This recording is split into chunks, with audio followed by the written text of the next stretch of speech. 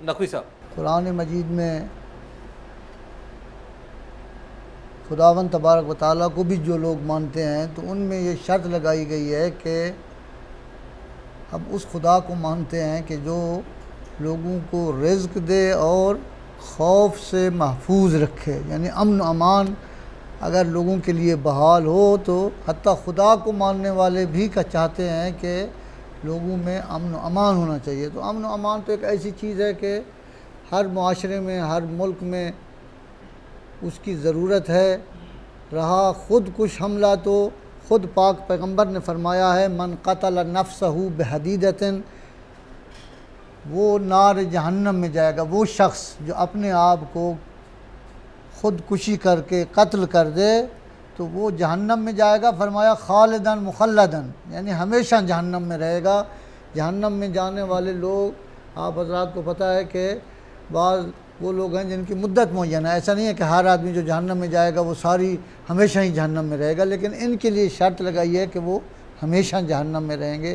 تو خود کش حملہ آور جو ہے یا خودکشی جو ہے وہ اسلام میں حرام ہے، اور اس میں پاک پیغمبر کا فرمان بھی میں نے آپ کی خدمت میں عرض کیا۔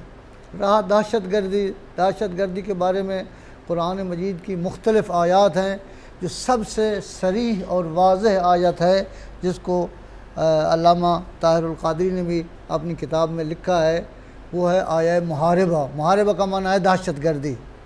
الذین یحاربون اللہ ورسولہ، وہ لوگ جو اللہ اور اللہ کے رسول سے جنگ کرتے ہیں، ویسعون فی الارض فسادا، اور دنیا میں فساد برپا کرتے ہیں، جیسے ابھی دہشت گردی فساد برپا کر رہی ہے۔ تو قرآن مجید میں اس کی 4 سزائیں معین کی ہیں۔ پہلی اس کی سزا ہے ان یقتلوا، اگر دہشت گرد پکڑا جائے تو اس کو قتل کر دیا جائے۔ دوسری سزا ہے او یصلبوا، اس کو سولی پر لٹکایا جائے۔ تیسری اس کی سزا ہے او تقطع ایدیہم وارجلہم من خلاف، اس کا دایاں ہاتھ اور بایاں پاؤں اور بالعکس قطع کر دیا جائے۔ اور چوتھی اس کی سزا یہ ہے کہ اس کو ملک بدر کر دیا جائے۔ تو یہ 4 سزائیں ہیں جو نص قرآنی ہے اور قرآن مجید میں موجود ہیں۔ ہمیشہ حکومت پاکستان یہ کہتی ہے جی علماء فتویٰ دیں، تو میں عرض کرنا چاہتا ہوں کہ فتوے کی ضرورت نہیں ہے۔ اگر ہماری عدالتیں صحیح کام کر رہی ہوں تو یہ نص قرآن ہے، اور قرآن میں کسی قسم کا کسی کو اختلاف نہیں ہے۔ اس کا ترجمہ کسی مذہب، کسی مسلک سے آپ کرا لیں، یہی ہے کہ یہ 4 سزائیں خداوند تبارک و تعالیٰ نے دہشت گرد کی معین کی ہیں۔ تو دہشت گردی تو مشخص ہے قرآن و حدیث کی روح سے کہ یہ محکوم ہے اسلام میں، اس کی کوئی اس کا جواز موجود نہیں ہے۔ اجمل قادری صاحب، اگر یہ اتنا ہی واضح مسئلہ ہے تو اس کے باوجود ہم دیکھ رہے ہیں کہ کچھ اداروں کے اوپر الزام لگایا جاتا ہے، حتیٰ کہ کچھ شخصیات کے اوپر بھی الزام لگایا جاتا ہے کہ وہ دہشت گردی کی تلقین کرتے ہیں اور تعلیم بھی دیتے ہیں۔ ظلم کرنے والا اپنا عمل کرتا ہے اور جو برداشت کرتا ہے وہ مظلوم کہلاتا ہے۔ یہ دہشت گردی جو ہے یہ ایک ظلم کی کیفیت کا نام ہے۔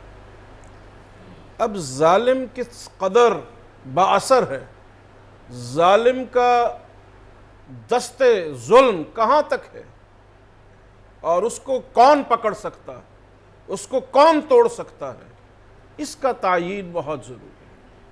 اس لیے کہ کبھی ریاستیں، کبھی قومیں، کبھی تہذیبیں بقیہ انسانیت کے لیے عرصہ حیات تنگ کر دیتی۔ تو ظالم اور مظلوم کا تعیین یہ ایک بڑی ضروری چیز، اس لیے کہ جب تک مرض کی شناخت نہیں ہوگی اور ڈائگنوسس نہیں ہوگا کہ مرض کیا ہے، آپ کوئی بھی دوا نہیں دے سکتے۔ جب آپ دہشت گردی کی بات کرتے ہیں تو دہشت گردی کو پہلے ڈیفائن کرنا پڑے گا کہ دہشت گردی ہے کیا چیز، اور پھر آپ اس کو مذہب کے ساتھ ریلیٹ کر کے اس کی وضاحت کریں گے کہ وہ کس وقت دہشت گردی پھیل رہی ہے اور کس وقت دہشت گردی نہیں پھیل رہی۔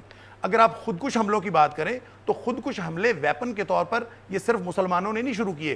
سیکنڈ ورلڈ وار میں اس کی ہسٹری شروع ہوئی ہے جب جاپان والوں نے اس کو شروع کیا ہے، اور اس کی ابتدا مسلمانوں نے نہیں کی، ان قوموں نے کی ہے جو اپنے آپ کو مہذب قومیں کہتے ہیں۔ اب یہ آپ نے 1985 کا جو حوالہ دیا ہے تو یہ بھی ایک ویپن کے طور پر یوز کیا گیا۔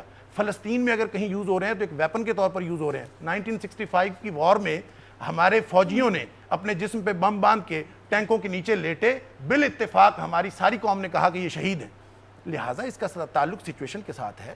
آپ یہ ہم اپنی موجودہ سچویشن کی بات کر رہے ہیں کہ آرے بازار میں جو کچھ میری ہوا، گزارش یہ ہے جو کچھ اگر ماڈل ٹاؤن میں ہوا، اگر تو کسی جگہ مسلمانوں کا خون بہایا جاتا ہے جو بے گناہ مسلمان ہیں، جن کا کوئی قصور نہیں ہے، عورتیں، بچے، عام مسلمان، عام شہری، وہ کوئی بھی کرے یہ حرام ہے، اس کے بارے میں کوئی قطعاً دوسری رائے نہیں. لیکن سارے خودکش حملے جس کے بارے میں جتنی بھی فائنڈنگز آ رہی ہیں اور جتنی بھی انویسٹیگیشنز آ رہی ہیں، ہم تو آج تک یہ طے نہیں کر پائے کہ یہ والا حملہ کس نے کیا ہے اور یہ والا حملہ کس نے کیا ہے. یہاں پہ 8-10 سال ایجنسیوں نے پورا اپنا کھل کے کھیلا ہے، پوری دنیا کی ایجنسیاں یہاں پہ انوالو رہی ہیں، تو ان کے نتائج سامنے آنے ہیں.